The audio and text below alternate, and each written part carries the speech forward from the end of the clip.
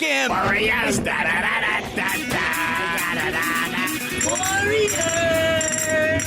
come on to play.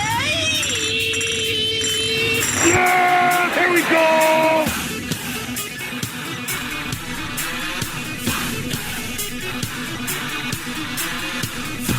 It's Saturday morning, everybody.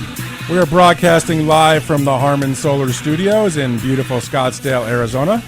I'm Ralph Romano, alongside my partner in crime, the legend, Neil Lynch, and this is the Weekend Warriors.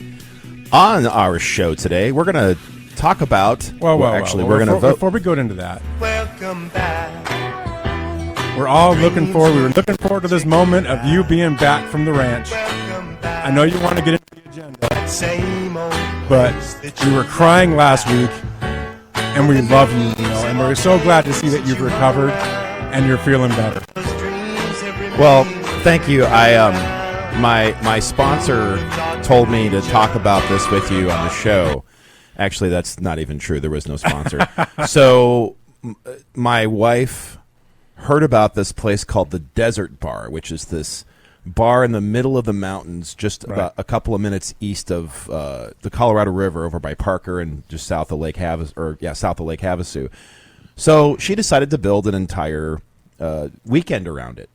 So Outside the ranch. No, Ralph, that was the ranch. The ranch was a bar. The ranch was a lovely little hotel on the Keys in Parker. And there was a bar. There was a couple of bars involved, actually. Well, that makes sense. And we spent the day in Lake Havasu. So, all right. So while I was watching scantily clad humans in their massive, giant cigar boats on Lake Havasu, I pondered my life and my existence and my relationship to the person we will not name. The electroshock treatments fix that for me. Well, if whenever I say this person's name, I will. I thought I heard you a few times. That's exactly what I was hearing from over here. So I wasn't sure what was going on. Yeah, I feel like I'm a better person now. You're a better person. Is it because I went to Lake Havasu, or is it because I went to the ranch? I don't know. Anyway, it was a lovely weekend away. I missed being on the show. The other thing too is that Wi-Fi, mobile service, at least for T-Mobile, non-existent. Yeah, in Parker, it's terrible. It's out. So I wasn't able to listen to the show. I heard it was fantastic.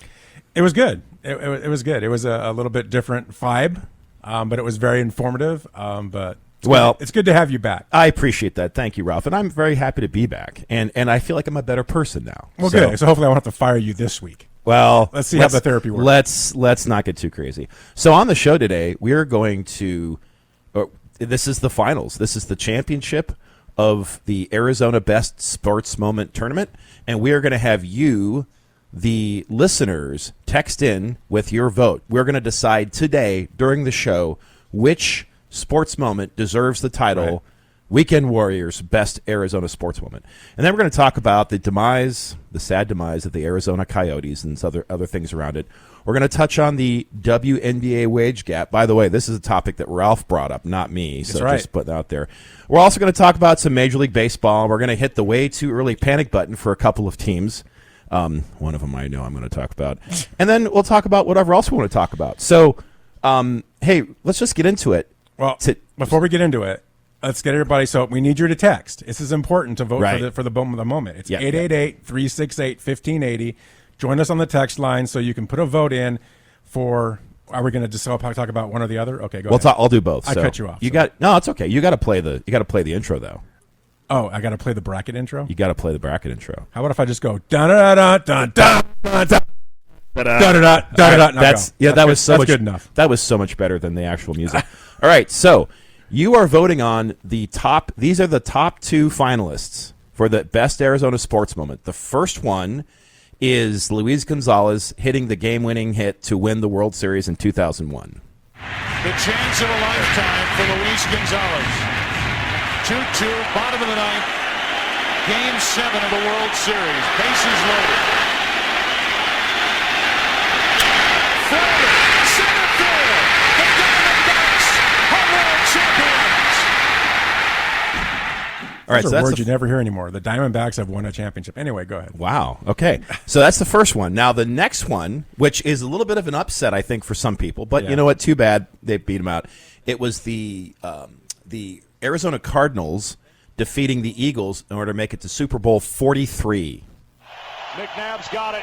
Drops the throw, fires over the middle, caught by Jackson. Here's a lateral on the far side. The ball is loose. It's fumbled, pick up by Jackson. Far side, breaks a tackle at the 15. Laterals it again. It's picked up by Dockett. Dockett running near side at the 15. Dockett inside the 10. That's it. The Cardinals have shocked the world. Trite but true. The Cards have done it. Shocked They're the world. going to Super Bowl 43. Other things you don't hear about Arizona teams often these days. So, Wow. Okay. So here We're off the air next are your I know it's true. Here are your instructions. When you text in, what's the text line number again? 888. It's 888-368-1580 to be on the text line. All right, so text in. You can specify however you want, but what we'd like you to text in is either Diamondbacks or Cardinals. This is how you indicate which of the two sports moments that you are voting for. So Diamondbacks if you want the Luis Gonzalez home run or the hit to win the World Series, or Cardinals if you want the Cardinals getting into Super Bowl 43. Yeah, so go ahead. 888-368-1580. We're going to read the results at the end of the show. There you go. All right, so what's been going on while I was out at the ranch? So, Arizona lost a hockey team. I think you probably heard about that. That's really sad. So a little context is that I lived in Minnesota when right after, I think it was, or around the time or after, they lost the Minnesota North Stars to Dallas. And I was also there when the expansion team, the Wild, came into play. Right. So it was very interesting everywhere I move, the hockey team leaves. Right. So I don't know if this is a trend. I want to talk about this from a different angle, right? You know me, right? And actually, you know, what sparked this was a conversation that we had, I don't know, probably last year with a listener on the Daily Blender, Raven Kid, and he brought this up. So the Coyotes leaving. Who gets hurt when the Coyotes leave? Well, the fans get hurt. Yes, right? the fans get hurt. And the community gets hurt. Right. But the fans, I mean, if you watch some of the stuff on the news, I mean, the fans were crying. It was a big to-do when I saw some of those. game. I saw some of those reports. Yeah, I totally understand it. I think it stinks. It's heartbreaking to see something like that happen, right? But it happens. It happens a lot, and I feel like that's happened a lot more in recent years with teams either just outright moving, right, or threatening to move. And you're seeing it in every sport, right? So NHL is famous for it. We can all the Quebec Nordiques, the Winnipeg Jets, the Colorado Rockies. I think they were the Rockies at one point, then the Avalanche. There's so many teams that have moved around. Now the Atlanta's moved around 3 times. I think they've left 2 or 3 times. Well, yeah, some people forget right, that the Coyotes were originally the Winnipeg Jets. Right. Hartford Whalers. So the argument about, well, they weren't good hockey fans. How can you make ridiculous. How can you make that argument for all of Canada, basically, right, or even Minnesota with the North Stars, or even Phoenix? Yeah, the fact, right, exactly. So it's not the fans. It wasn't because the fans weren't behind it. So we're seeing it in hockey. We're seeing it in baseball. We're seeing it in football. The A's are going to be in Vegas now. Look at the Raiders always move around. Oh, you mean Sacramento for the next 2 years? Yeah, whatever. But more and more teams are just bailing on communities and fans. It happens all the time. Yes. Now, right? So when we were having the conversation last year, Raven Kid brought up the fact that he's not really a fan of teams. He's more a fan of players. Yes. And I started thinking about that and looking into that going, you know, a lot of the younger generation, that's kind of true.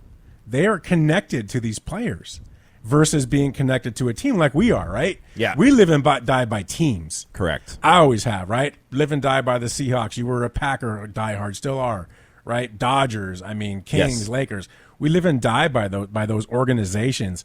And my dad used to always tell me, so what are they going to do, send you a check? And I was like, well, at least somebody will, you know. But that's a personal matter. Even him for a being a different time. smart aleck, he's got a great point, right? That's What are true. they gonna do, send you a check?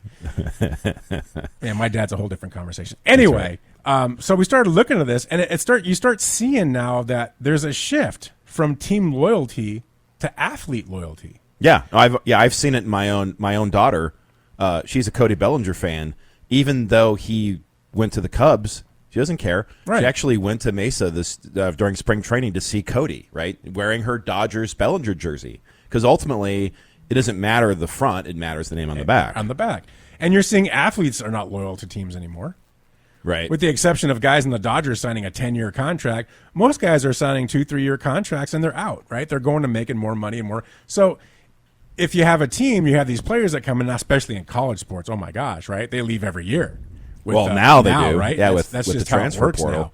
So there's just the loyalty's gone, right? So, but you start looking at it. What's changed from when we grew up to now? Social media. Social media. That's what's changed. Right? That new generation has now created these personal relationships, in a sense, with these players. Do you remember when we were growing up in Los Angeles? We were both admitted fans of Steve Garvey. We didn't know much about Steve Garvey other than what was reported during sportscasts Right. and what we saw on the field or Right. whatever. If he made a personal appearance somewhere, maybe we heard some things. But we didn't know his day-to-day life. We didn't see him and his wife going on vacation. We didn't see any of that stuff. The only thing I remember about Steve Garvey was that he became infamous, I guess, when during his divorce from Cindy Garvey. Yeah, I remember that. Because I used to, Cindy Garvey was on AM Los Angeles, and then all of a sudden they weren't together, and there was a whole controversy. But those are the few times you got a glimpse into the personal life of an athlete. Whereas celebrities, like TV stars, Hollywood celebrities, have always, there's always been that weird, and there's some psychological term to describe wanting to have a connection with a celebrity, right? But now we've come to the point where athletes are basically celebrities now, like Hollywood celebrities were back in the day, and maybe a little bit to the extent now. It's true. That's why people hate Hollywood now, because they've learned what these people really are. Well, that's true. That's a different conversation. The other thing about social media is that it's made anybody can be a star, right? And there isn't as much collateral in being a Hollywood celebrity, because the other part too, which we could spend a whole episode talking about that. But me and you, we were Dodger fans who liked Steve Garvey or Bill Russell or Davey Lopes, right? We weren't following them. Did you leave out Ron Say? Or Mr. What? Penguin? The Ron Penguin? Say. Yeah, we got the Penguin. Or Steve Yeager. But now, fans are just so connected to these players. They go wherever those player goes. Right. That's all they care about. They don't care what jersey they wear. They don't care what helmet or cap they wear. They just care about that player. So we talk about, there's always this talk in marketing with social media about the influencer culture.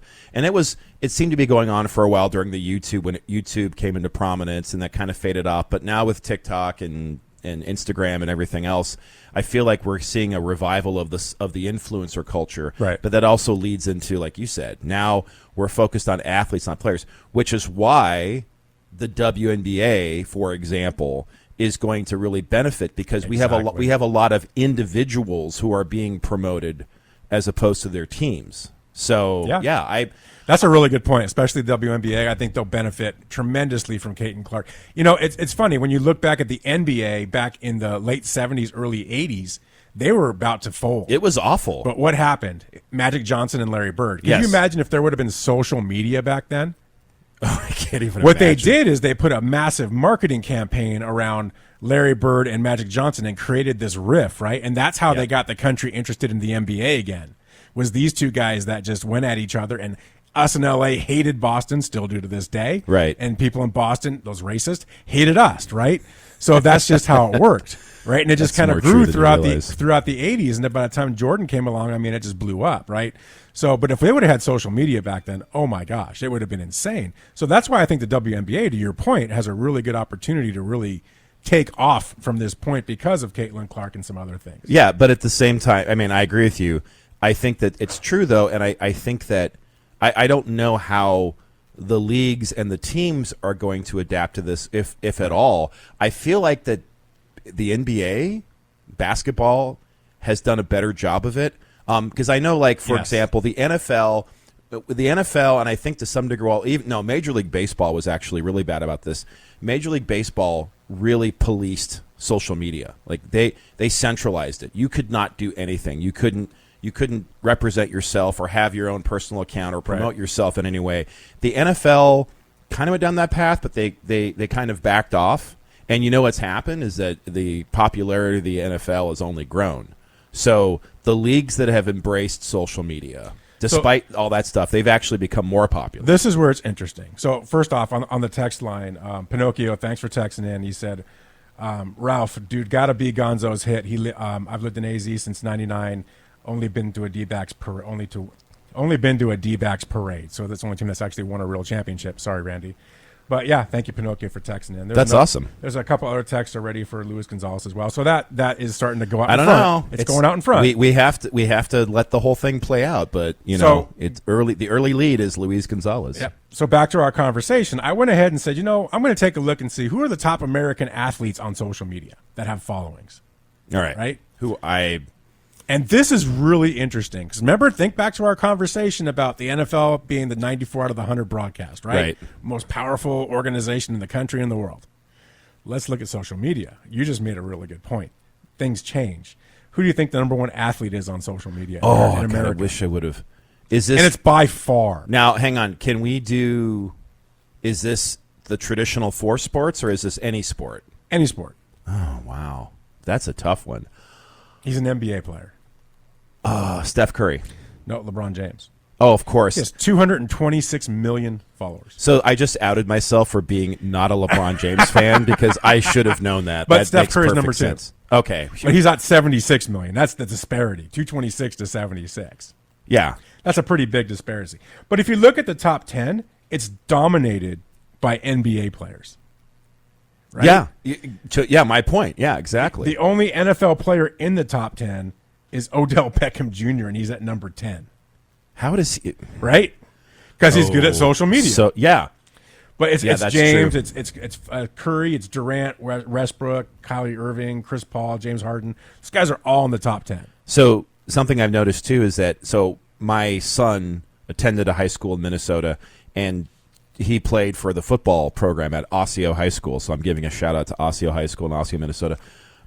Osseo had a kid who went to the NFL last year, Nash Jensen. Right. He's an offensive lineman, I think, for them. And that's, what's funny is that, these kids now coming up are all well-versed in social media. Yeah. And the other one is Evan Hull from Maple Grove High School, who's now playing for the Indianapolis Colts. Shout out to Jeffrey O'Brien. Who's the number one guy in the world on social media athlete? He's a soccer player. David Beckham. No, it's Cristiano Ronaldo. I was going to say Ronaldo. 821.5 million followers. Do you That know is that? nuts. And if you look at the world, it's dominated by soccer players. Well, this is why America's better than everybody else. So there But you go. I just it's interesting how the NBA just dominates social media over the NFL. Yes, I've agreed. got a couple more things to say about that real quick when we come on the other side of the break. I just want to dive in. I have a question for you on the other side of the break about this, which I was pondering between the NBA and the NFL when it comes to this question. All right. So we could talk about that in a minute. It's Sounds the Weekend good. Warriors on 1580, The Fanatic.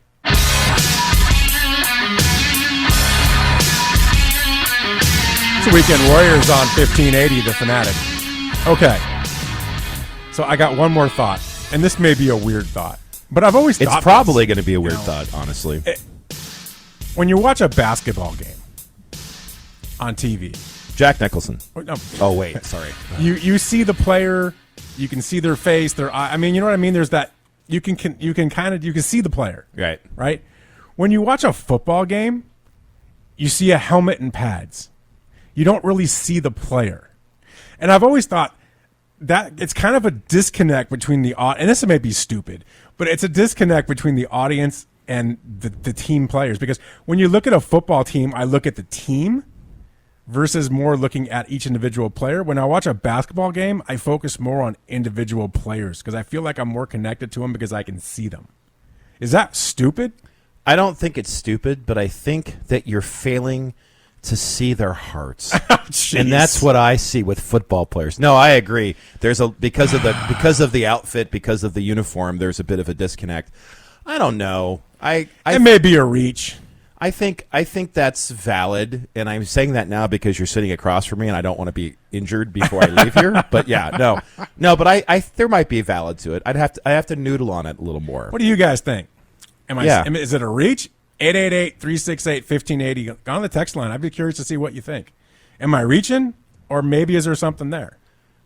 Or maybe you're just like my wife and you're overthinking it. Yes, I said that, Amy. Wow. I've got a bedroom you can use. I'm in trouble when I get home. That's for sure. Oh, I'm going to get in so much trouble for that. All right, so let's get in a lot of trouble. Okay. All right. I'm ready. I want to get into this WNBA wage issue. And programming note, as I said at the beginning, I did not suggest this topic during the production meeting. This was all Right. Ralph. This is my topic because you know what? I've been hearing it a lot ever since your ex came on the scene and got popular, and then the draft came in.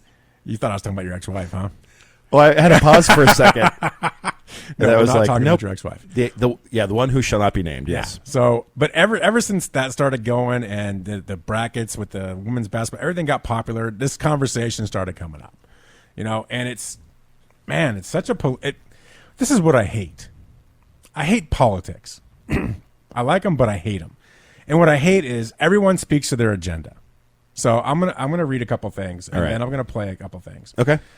Our president, right, using this as an opportunity to push his agenda, right? This is what he says: "Women in sports continue to push new boundaries and inspire us all." I'm good with that. Yes.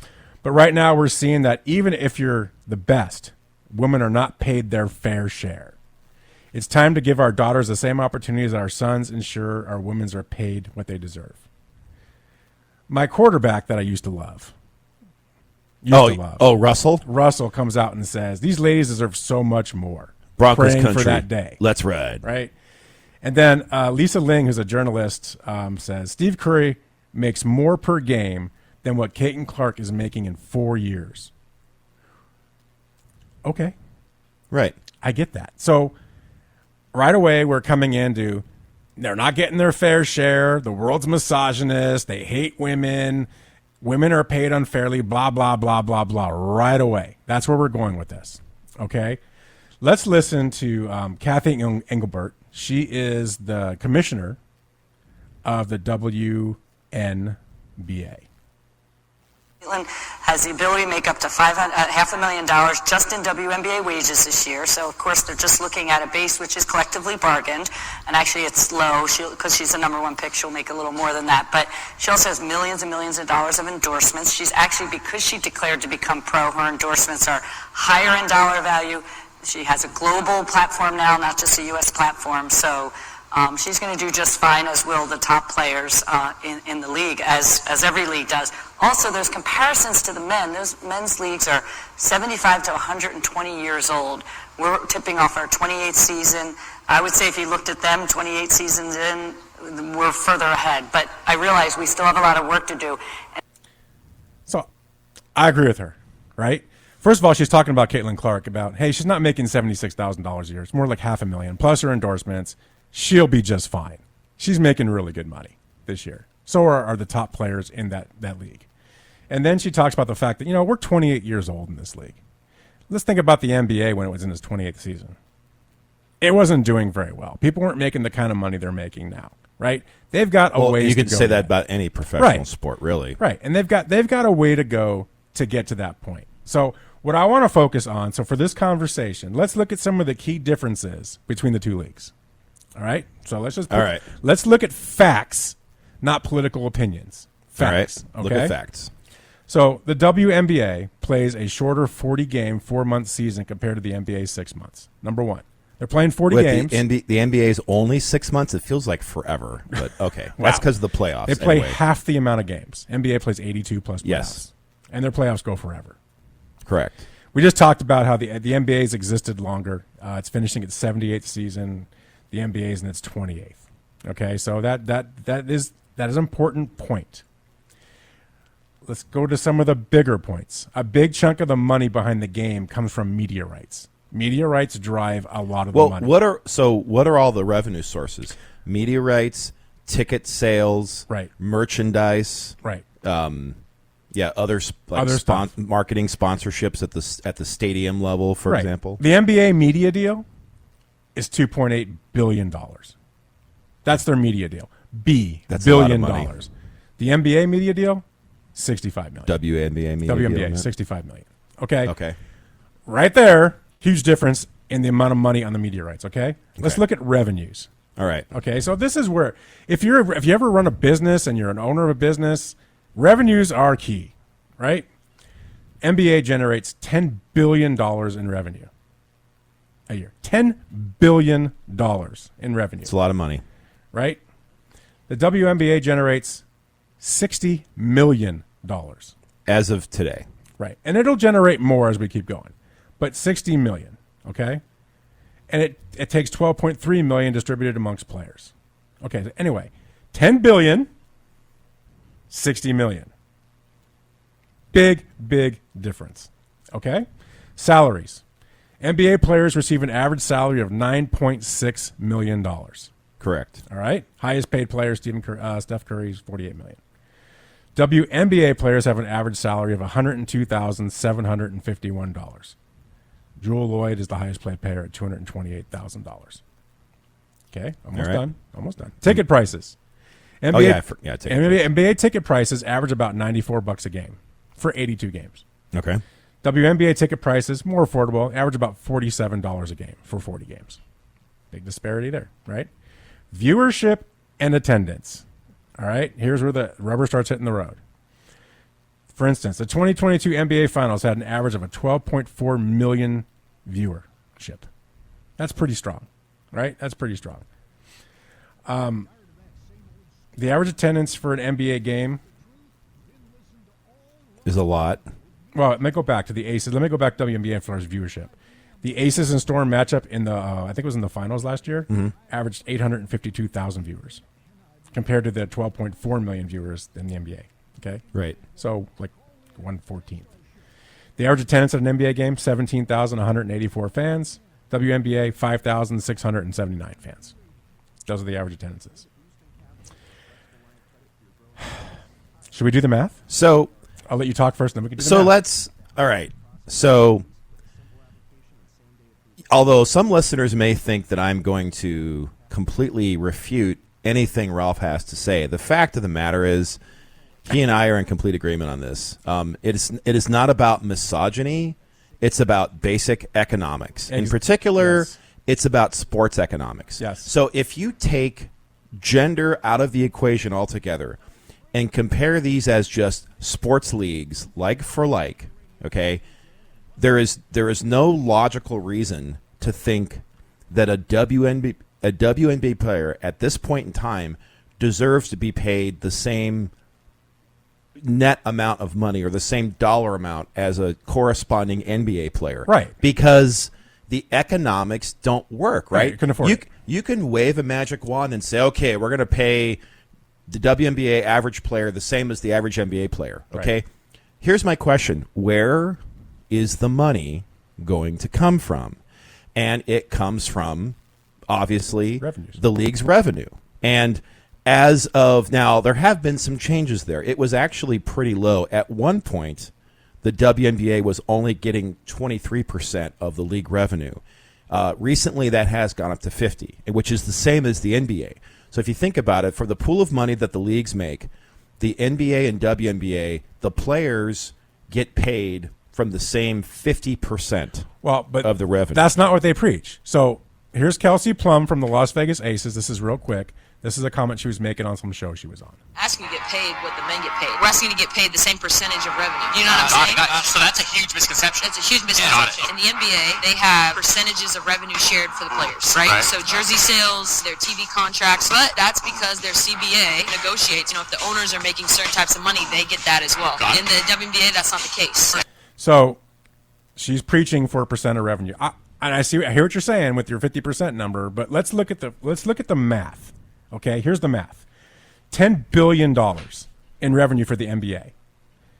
And they're giving an average salary of $9.6 million. If you do that math and divide that base into the revenue, it's a 0.00096% of total revenue. Okay? Per player. If you look at the WNBA at $60 million divided by $102,751, that's a base of 0.001713%, which is almost double of what the NBA salaries are versus their revenue. If I were to take the WNBA revenue percentage and bring it down to the NBA percentage, their average salary would be cut to $57,600. So Kelsey Plum, be careful what you ask for, because what you're asking for is a cut in pay. This is not a misogyny issue. This is not a gender issue. This is not a political issue. This is a revenue issue. Yeah, exactly. 100%. You want to make more money? The league has to make more money. And they're probably going to, with the emergence of all the stars from this most recent college class, the amount of attention. I mean, the WNBA draft, they never sold tickets before, right? And this year they sold out in 15 minutes, right? Obviously, the WNBA is white hot right now. Yeah. So it is up to their business people to collectively take this opportunity to increase the revenue pool in the league so that the players can make more money, because ultimately it's about economics. Yeah, it's not about it.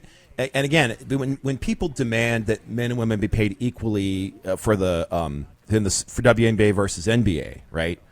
And I already know the moment those words came out of my mouth, some idiot on social media is going to be like, "Oh, you don't want equal pay, blah blah blah." No, listen to the entire sentence, you moron. That's not what I said. What I said was that for the leagues, WNBA, NBA, if you want to be paid equally or close to that, the WNBA needs to make about the same amount of money, or they can negotiate a different percentage of revenue in the league, whatever the case is. Okay, but it's not enough to have happy thoughts and just wish that things are right. Right. Because here's the other thing too that we haven't even talked about yet is that we're talking about revenue. The WNBA lost $12 million last year, which was covered by Adam Silver and the NBA. So here's the thing. Let's get the WNBA to be profitable to start instead of having to constantly get bailouts from the NBA. Like, let's get to that point first. Now, I think with my ex and with all the other people coming in, I think that's going to start happening. There's enough attention. There's enough momentum, just like we saw with the NBA. I just got that. You're the one that did the I joke just earlier.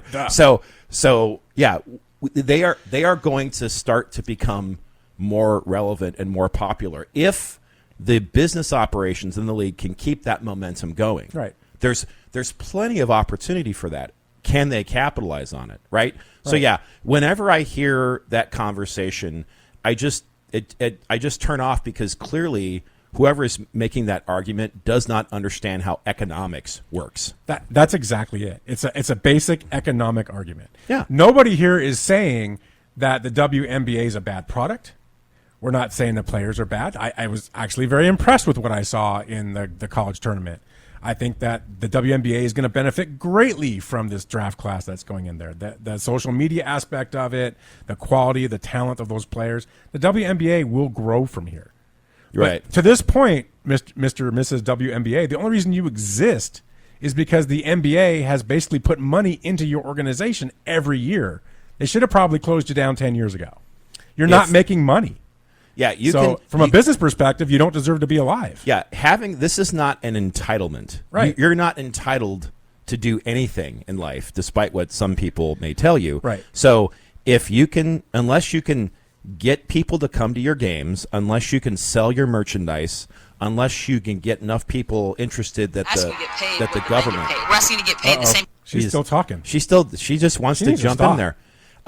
No, it's fine, because if you can get to, like, you've got to do that. Once you generate the revenue, right, then you start talking about that. But this also too, this gets back to my other point when we were talking about stuff before. Let's just enjoy the WNBA and the NBA for what they are.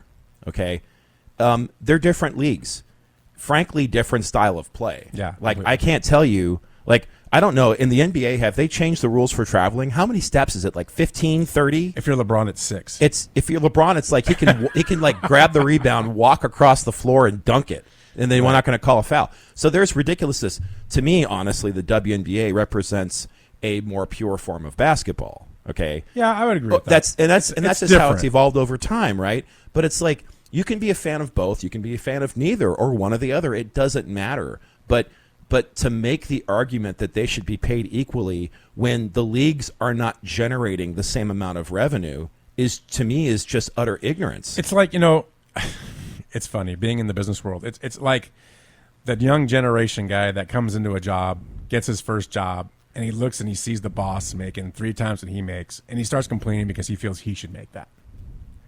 It's like, no. That's kind of how kids are these days, though. Right? Really? It's like that, and these are the people making that argument, right? They're trying.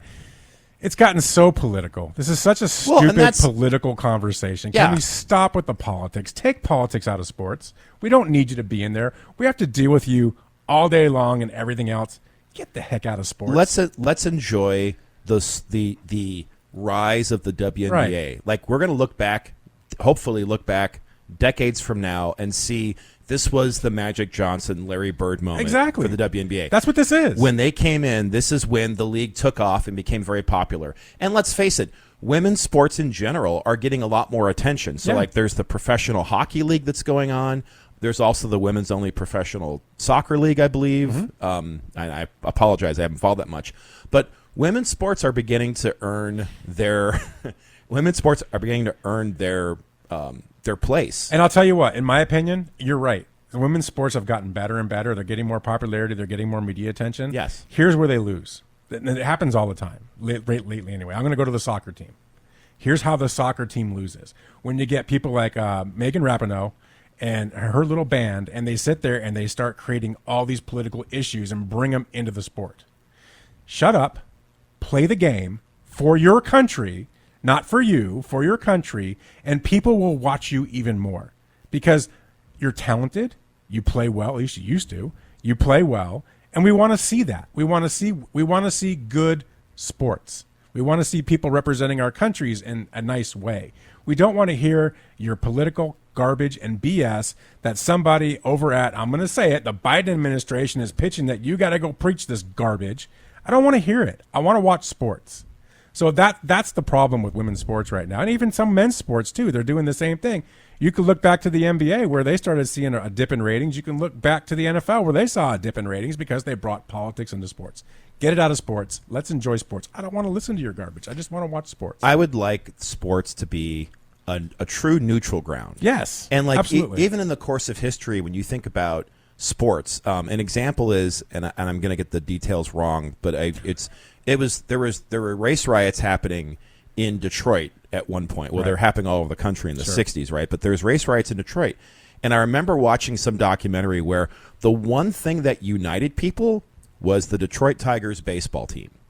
Like, Which is shocking. It doesn't. Well, they were good back then. But I'm just saying is that sports has the ability to unite beyond borders, class, race, culture, whatever. It does. It really does. And I'm with you. I despise these political agendas that are trying to ruin that across the board in all types of areas. Right, I agree. So enough with our soapbox on that. But anyway, That's fine. WNBA players, keep doing what you're doing. Like your commissioner gets it. Yes. Your commissioner absolutely gets it. She sees the growth. She sees where you're at. She knows it's just going to get bigger and bigger. And I guarantee you 20 years from now, you'll have the revenue and you'll see the salaries that you want to see. I guarantee it. Just stay the course. Keep developing these great young women to play sports, to play WNBA, and it'll be in a good place. All right. Exactly. That's all for this one. We'll be back in a minute. So Weekend Warriors on 1580, The Fanatic.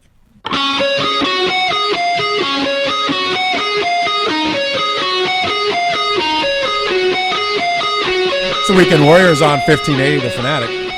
Oh, we're still here. I thought we were going to get canceled in that 2-minute break. Get pulled. All right. Now it's time to give some props to a Goomba of mine.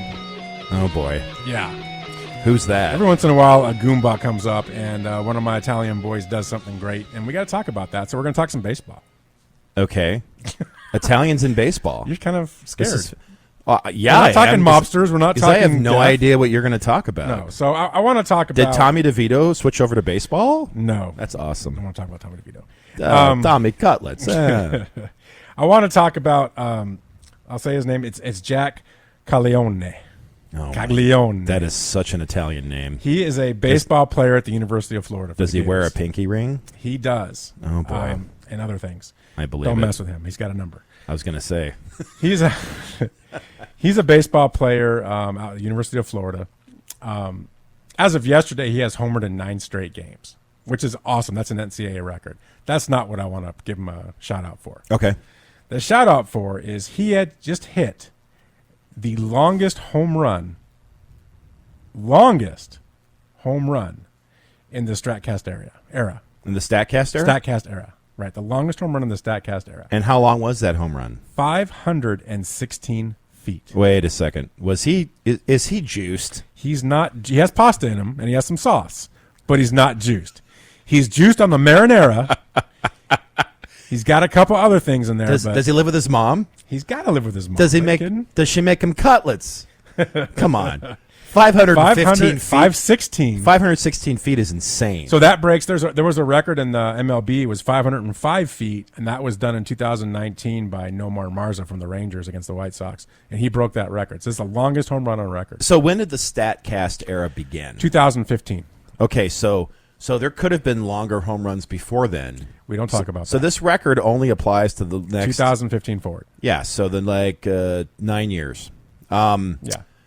So It was a bomb, dude. I saw it. It was ridiculous. You saw it? It went over the scoreboard, and you just couldn't see it. And the scoreboard's really up there. That's funny. It was like, oh my, the guy just killed it. Who was that guy that hit the home run that left Dodger Stadium, like went over the left field, went over the roof of the left field pavilion? I thought it was I remember Pittsburgh that. I think Pirate. I was at that game. Was it Willie Stargell? It may have been Willie Stargell. I think it was Willie Stargell. I don't. Oh my goodness, that's a long time ago. But anyway, for the draft next year, just remember that name. This guy he's a killer. I mean, he's 33 home runs last year. He's on pace to do more than that this year. Amazing player. He's also even pitches too, so he's kind of nuts. He could be like a little Shohei Ohtani a little bit. A Shohei Ohtani for the Italian folk. Yeah, the Italian guy. Hey, yeah, what are you doing? All right, so Oh boy. let's talk. I want to bring up. There's 3 teams in the MLB where people are they're putting out there the way too early panic meter. Sounds like this. I mean, these are the fans just going crazy. The panic meter. Panic meter is going crazy. Who are these 3 teams? I think I know one of them. All right, so team number 1, Minnesota Twins. I have a little expertise in this one, so go on. Well, they've started the season 6-11 this year. Okay. Yeah, which is typical for the Twins. They suck. So Their pitching has been really bad.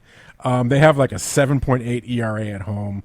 What they're saying, their home runs are way down, way down. They were the Bomba squad a couple. Yeah, years they hit ago. a ton of them last year. This year they've only hit 15. I mean, they're really down. And what they're doing is blaming the weather. You know what? That is such nonsense. That's is what they're such doing. garbage. Having lived there for 28 years, I can tell you that the weather is always this bad at the beginning of the season, especially, the fact that they even built an open air stadium in Minneapolis, knowing how early baseball starts. It's ridiculous. It's a nice to me. stadium, though. It is an incredibly nice stadium, but it's just okay. So you remember how last week the Dodgers were playing the Twins? Yeah. You see how empty the stands were? Yeah, it's too cold. You know why? Because people who live there are not dumb enough to go to games when it's that cold. They'll go to opening day because it's cool and it's opening day, but after that, you won't see a lot of Twins fans until the weather starts getting better because they're not idiotic. Yeah. So, that whole weather thing, what a ruse. This almost reminds me of when they first built Target Field. There was a rumor that something happened with the balls because the concrete was curing in a way that was creating airflow things. It was the most oh my goodness, the most ridiculous arguments let me think of any excuse to make for a team because they're just not doing good. You know what the problem is? The problem is Rocco Bodelli. That's the problem. That guy should go. And the fact that the Twins are a perfect example of a team that is managed by stats. That sabermetrics, you can be data informed, right, or you can be data driven, right. All right. The Twins are data driven. All they do is it's like they have the bat computer at the end of the dugout, and they're like, okay, what should we do now? What's the lineup here? What do the stats say? Right. Rocco does not have anything resembling gut instinct at all. I don't know how this guy managed to keep his job. I have a feeling you're a little passionate about the Twins. Wow, I didn't know that was even in me. Oh my gosh, anyway, dude! Sorry. The fact is, I just think it's ridiculous that people are panicking about them now. If you've been a Twins fan at all, you should know this is how it goes. They struggle at the beginning, they somehow explode in the middle of the season. Remember, this is way too early panic meter. Oh, I know, but Way too early. I know. Okay. They're panicking. Listen, calm down. You're going to have enough time to be disappointed in your team, just not yet. Okay. I'm never mentioning the Twins again on this That's show. not true. Oh, You're going to mention gosh. it. Wasn't that awesome? Jeez. Anyway. For all you listening in Minnesota, wow. All right. Team number 2, Seattle Mariners. So that's too bad. I like them too, but that's too bad. It's not like they have an aneurysm or anything. Just so here's their problem. Jeez. Oh, that's they're just not. They're having the same issue they had last year. They're not making contact. They've struck out 28.5% of the time this year so far. Julio Rodriguez, Mitch Garver, J.P. Crawford, all ice cold to start the season. It's killing their offense, right? And this amazing pitching staff that they're supposed to have, not doing very well right now. They have like a 5.21 team ERA in the first 12 games. So nothing's working right now. Offensively, on the mound, defense, it's just not working for the Mariners right now. And they're a team that a lot of people think can win this division and has a pitching staff to get into the World Series. So they're panicking. Okay. It's early.